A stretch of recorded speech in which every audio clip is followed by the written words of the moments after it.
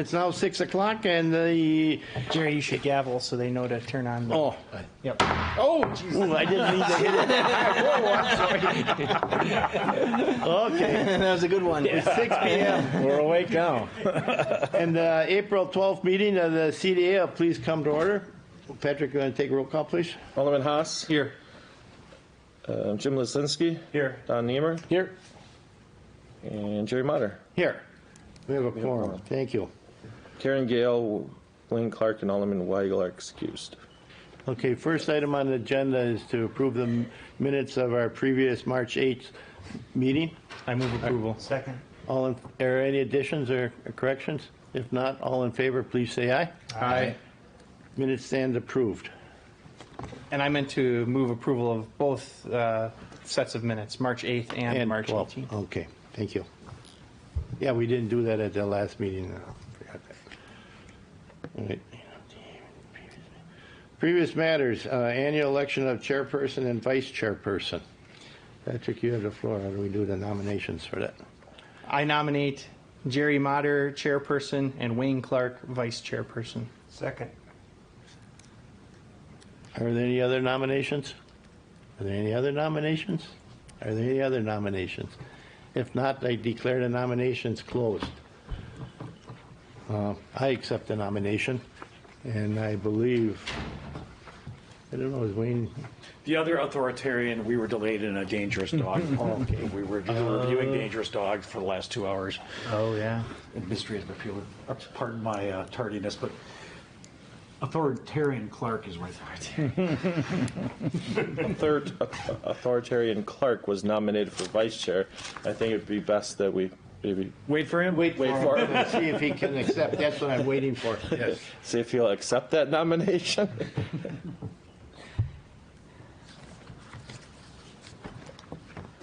Oh, there he is.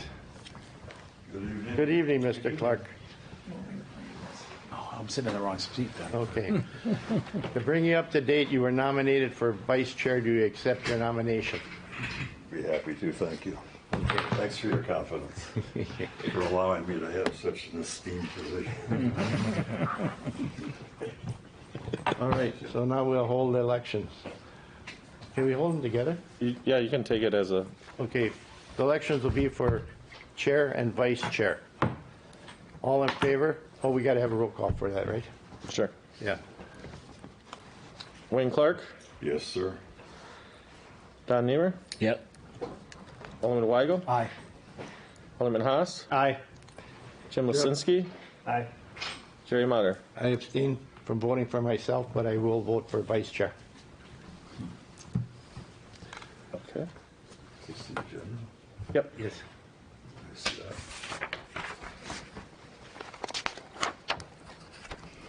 According to the vote, We're on number. stand elected. Thank you. Item 3, resolution to amendment of line of credit agreement between Holt Ventures LLC and the Community Development Authority of the City of West Dallas. Patrick. Mr. Chairman, what this is, last year at this time, the hotel was coming out of COVID, and we extended we have a loan with the hotel, and we extended it to April 1st of this year, and they're in the process of refinancing, and they said they should have that done by May, and as a piece or part of formality, I thought it was best to put it on here to approve that extension, as it expired on April 1st. There is a loan balance of $153,000. That is the balloon payment that is due. So they said they would close, per the communications I have, they would close by the last week of April.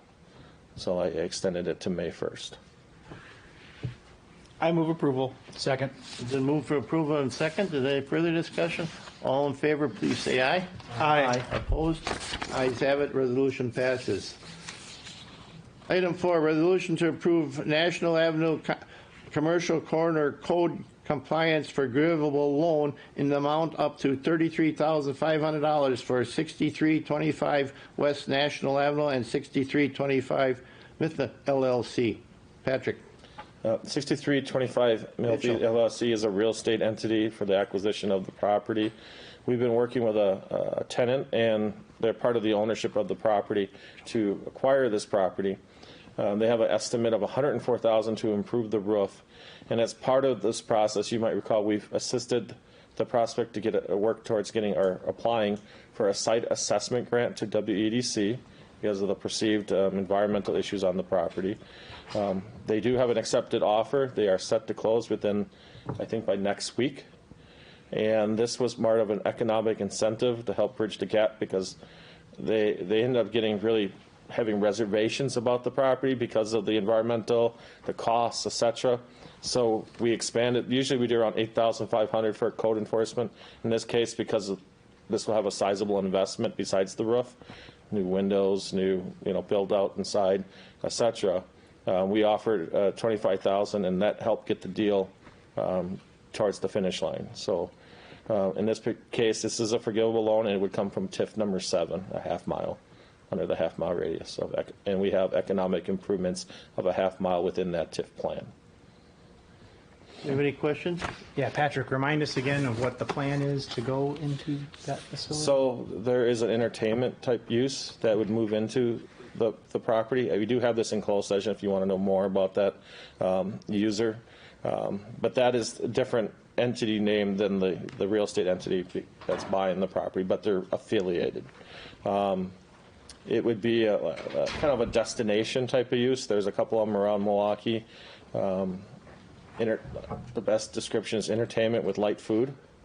More of your corporate events, a lot of going online and registering your group to come in and participate in the activity that happens there. The similar type of businesses might be the businesses where you could throw an axe, and some of them have miniature golf courses inside. You build them, and etc. It's kind of a new trend. It's very, I hate to use the word, hip. Not a millennial. What was that? No one uses hip anymore. Okay. So anyways, Marty's more hip than I am. It fits well within the vision of the corridor. And as you know, remember the National Avenue Corridor Plan and the 6 points redevelopment. The idea here is to bring more people to the neighborhood, etc. So. Okay. Mr. Niemeyer, go ahead. What criteria do we have for providing forgivable loans? So on the National Avenue corridor, we have a code compliance forgivable loan program up to $8,500, and the criteria is that you're breaking down a barrier of some sort that prevents you from fully utilizing the space. So some places don't have ADA bathrooms. The landlord says, "I won't do it, you do it," and the tenant says, "I don't have the money for that," so the place just sits. And that's was one of the things that we saw along the corridor is that we had vacancies with nothing really happening in them or getting the right type of businesses in there. Okay. So is that set up by the council, or is that? That was set up by the council. Okay. And then we took that program, the code compliance, and gave that to the CDA to administer. Okay, thank you.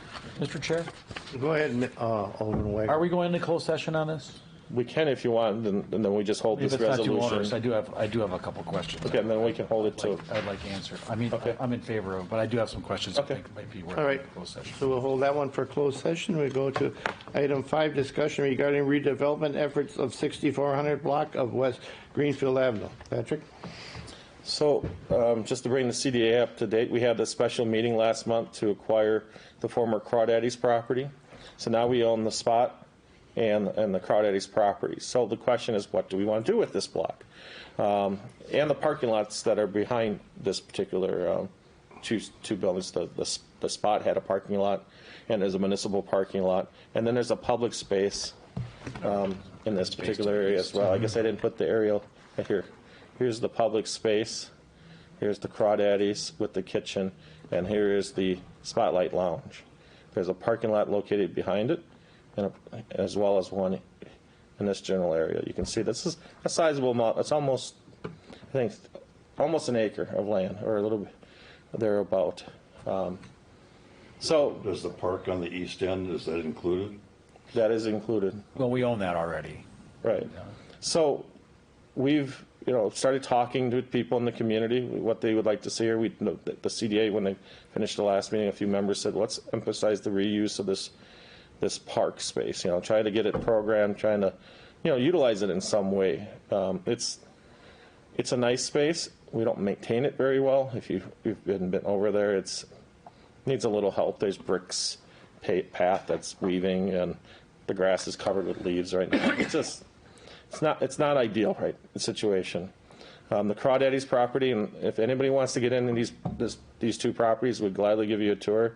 You know, Alderman Weigel has had the opportunity to see both, to see what we've acquired. They are very vacant and they are aged. But we have started talking to an entity that has some adaptive reuse ideas of the building. So that's something that we can talk about a little bit more in closed session.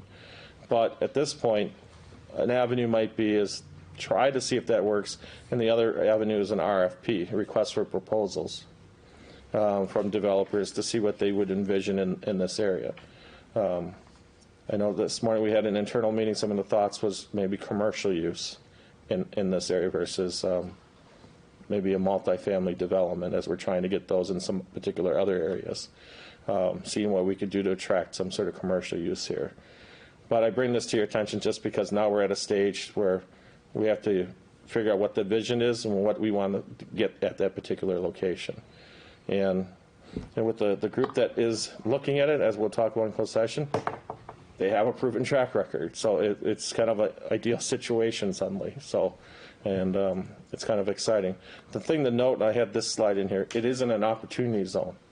So those investors that have a capital gains exposure of some sort, they could take that capital gains and invest it into a project or buy real estate, and it provides them a few hundred basis points on their return. So in other words, if they hold that capital gains in the property, they don't have to pay taxes on the gains when it comes out, which is an advantage. That's one of the things that we saw with the 6 Points development in the west in Sona, is that there's an advantage to having an opportunity zone.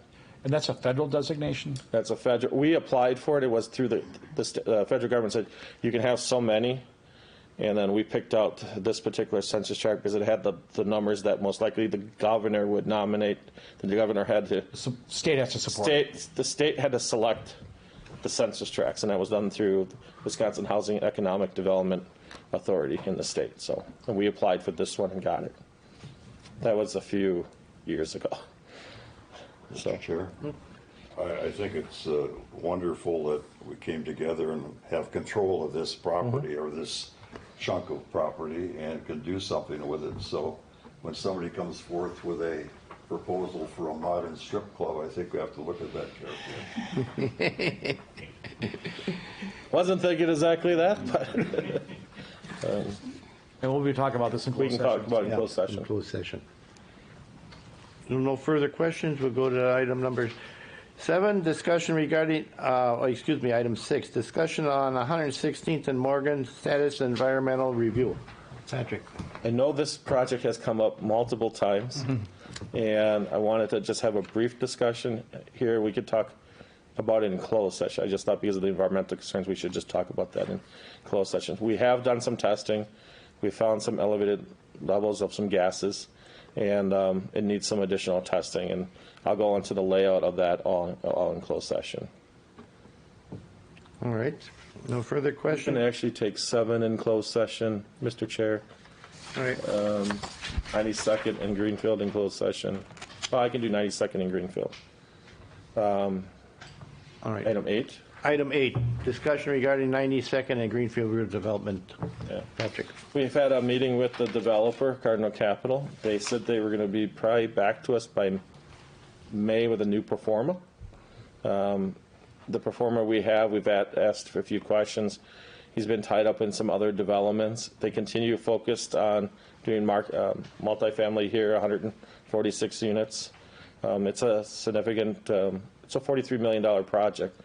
And he said they already, and a bank has expressed this to me in private, that they are interested in financing the first phase of the project. So he thinks that most likely this will be 3 separate projects, 3 separate banks in terms of financing. So would it all get built at once?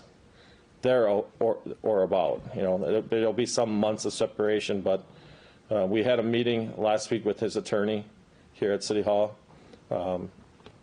Things are, the numbers are changing. They're getting new construction numbers, and then that's why we would get a new pro forma. But we are following up with them on the project. Do you have a sense of the phasing? Which goes first? The South church, first? the Oh, that's north, north, okay. the north. North first. You think you would start here, but then they have the asbestos issue, and that's in the school. There might be the ability to use something called an environmental TIF here. It's an early kind of discussion. I have to figure this out, but I understand that environmental TIF, it allows us to do the asbestos removal. That's one of the things. Usually an environmental has to be in the ground or soil, not necessarily in the building.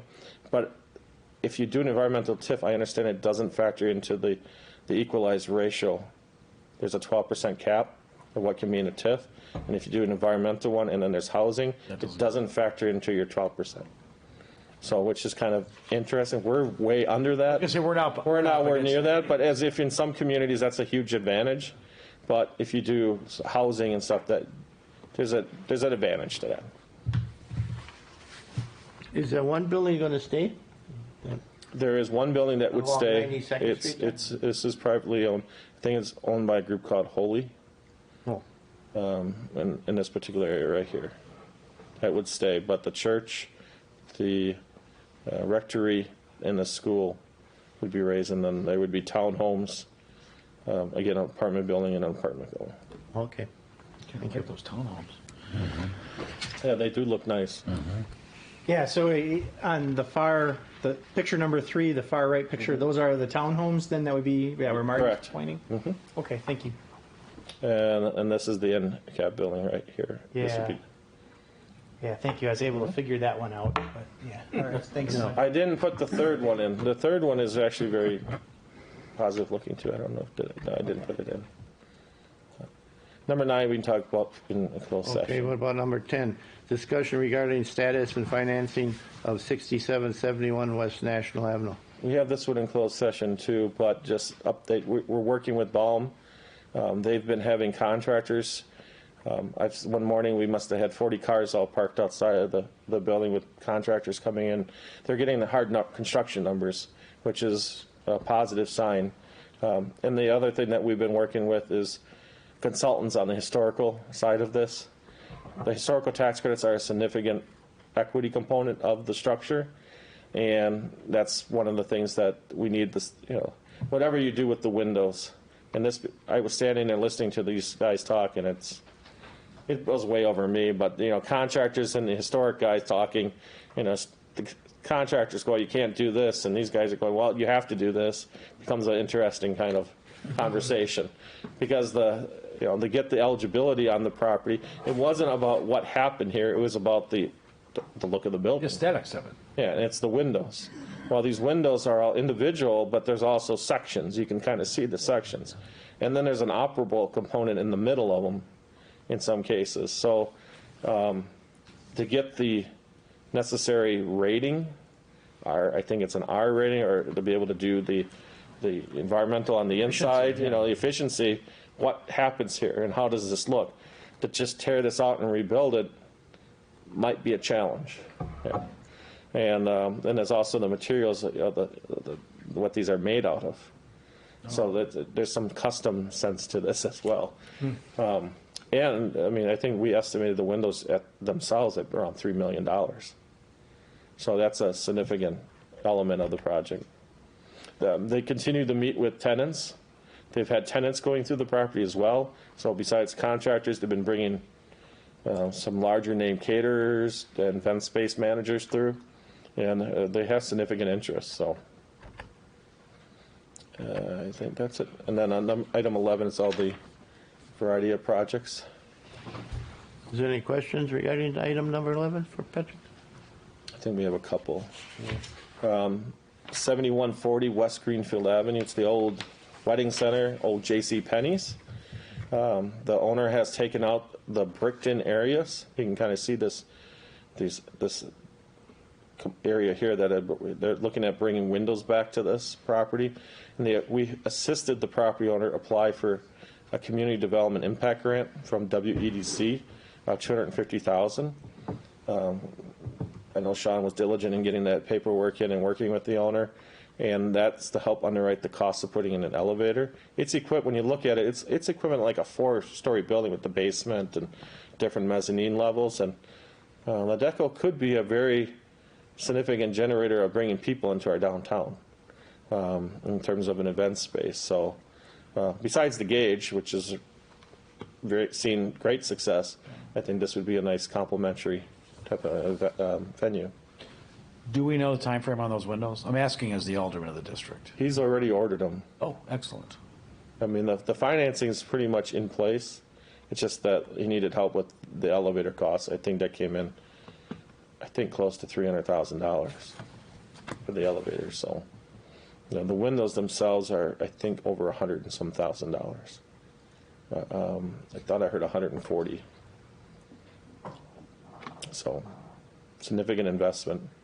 And then on motor castings, this is as of the other day. Oh, wow. The demolition is occurring. It's not going as fast as I'd like to see, but they are salvaging a lot of material out of the building. There's a lot of steel and rusty metal coming out of as well as probably foundry sand So coming there's out of the semis going out crevices. there constantly. They pull all off to one end. You got two of those big shears up there just shearing this stuff and loading it in big trailers. Right, I've seen piles of the stuff over there. I don't know where it's going, but there's a lot of semis coming in there, loading up and leaving.